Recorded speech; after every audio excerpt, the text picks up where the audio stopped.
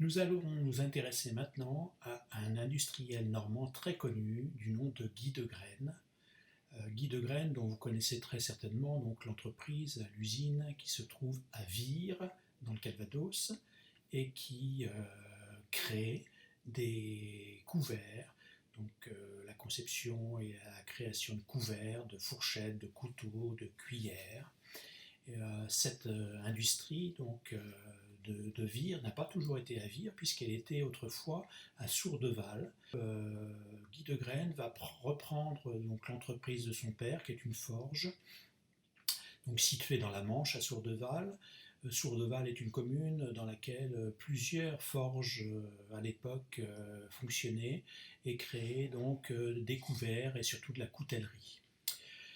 Guy de Graine va avoir une idée absolument géniale, puisqu'il va imaginer que la coutellerie en argent, c'est pas pour lui, que la coutellerie en étain, ce n'est pas pour lui, et donc il va penser que l'acier inoxydable va pouvoir remplacer tous les métaux utilisés à l'époque. Et donc, concours de circonstances, on est en 1948, et en 1948, il y a beaucoup de débris d'acier un peu partout, dû au débarquement, à la bataille de Normandie. Et donc, on va retrouver des tanks, évidemment, on va retrouver de l'acier un peu éparpillé partout, et donc on va récupérer cet acier pour réaliser donc des couverts. Vous voyez donc Guy de Graine ici en photographie, un peu plus tard. Donc Guy de Graine ne va pas s'intéresser uniquement aux couverts, mais aussi à ce qu'on appelle la plâtrerie, donc les plats en inox, les plats en terre cuite, les plats en faïence, etc. Guy de Graine va développer donc son entreprise d'une main de maître, puisque l'entreprise va être extrêmement connue et va prendre beaucoup de notoriété à partir de 1978. Car une grande campagne publicitaire a lieu à cette époque-là, et cette campagne publicitaire est liée à un jeune garçon qui est censé être notre Guy de Graine, est montré comme un cancre à l'école, mais simplement cancre, mais très très bon en dessin, puisque il est obsédé par le dessin donc des couverts et des plats. En fait, dans la réalité, évidemment, Guy de Graine n'est pas du tout ce cancre, puisqu'il a même fait de grandes études pour reprendre la forge de son père. Donc cette publicité, vous allez la découvrir dans la vidéo qui suit. Cette publicité donc a commencé à être diffusée à la télévision en 1978 jusque dans les années 87, où Guy de Graine va vendre son entreprise à une grande société holding, et cette publicité va disparaître des écrans en même temps. Donc moi, je vais vous demander dans un premier travail de réaliser comme ce jeune garçon qui est censé être Guy de Graine, de dessiner donc des couverts du mieux que vous allez pouvoir. Alors selon deux méthodes que je vais vous montrer. Une première méthode qui est celle-ci.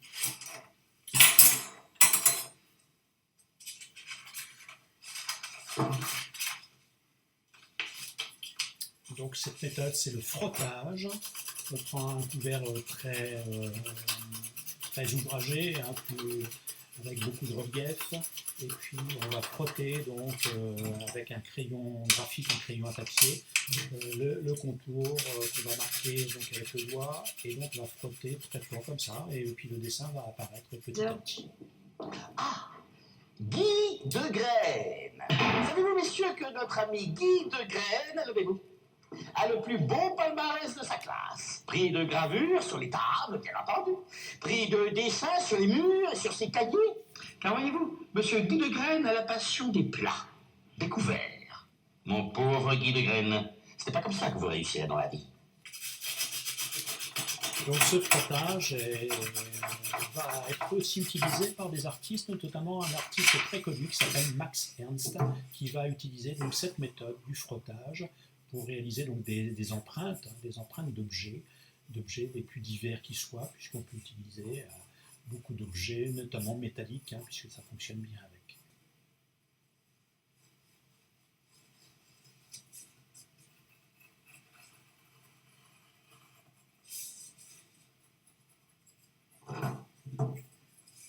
Donc évidemment, là, le reste de la cuillère, hein, on ne peut pas le faire par frottage, donc il faut évidemment dessiner à main levée. Et là, je vous fais confiance, vous allez y arriver.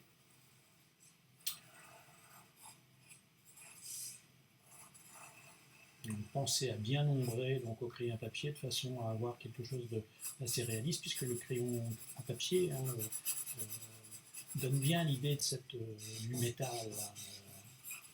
On a vraiment l'impression que il peut s'agir d'inox.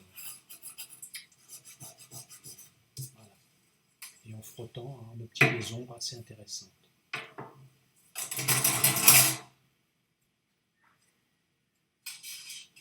Même chose, donc frottage en fourchette cette fois-ci. Un peu plus compliqué parce qu'elle est fine.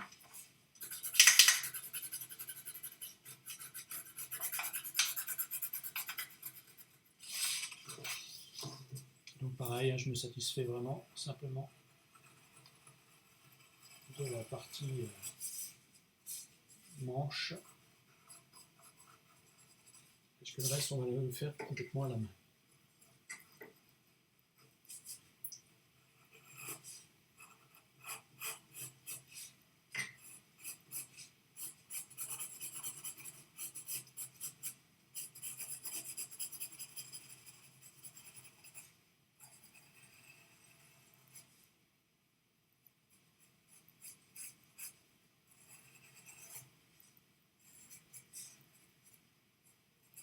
Bon, c'est relativement simple à dessiner.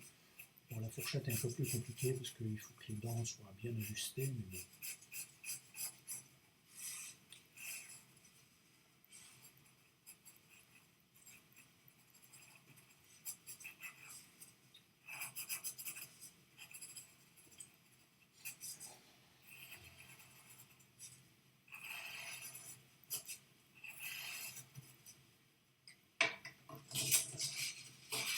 Donc c'était la première méthode par frottage. Une seconde méthode, donc simplement en faisant le contour, en utilisant donc le crayon tenu très verticalement de façon à être le plus proche possible. Si vous couchez trop votre crayon, vous risquez d'avoir des déformations.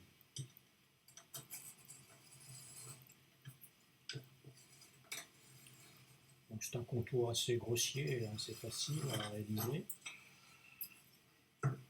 Ça nous donne déjà une bonne idée de la forme et le reste à main levée.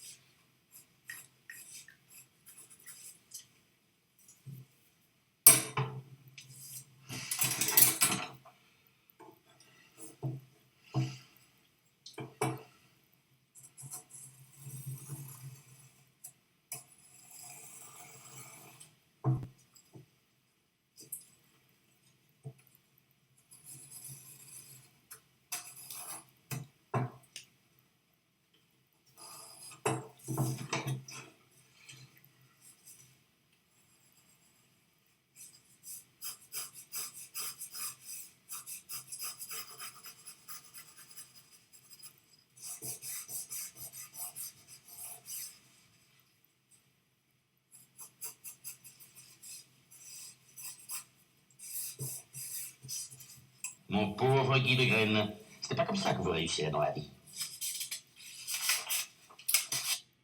Donc voilà, à vous de jouer. Vous faites le plus de couverts possible, vous m'envoyez vos photographies et bon courage à vous.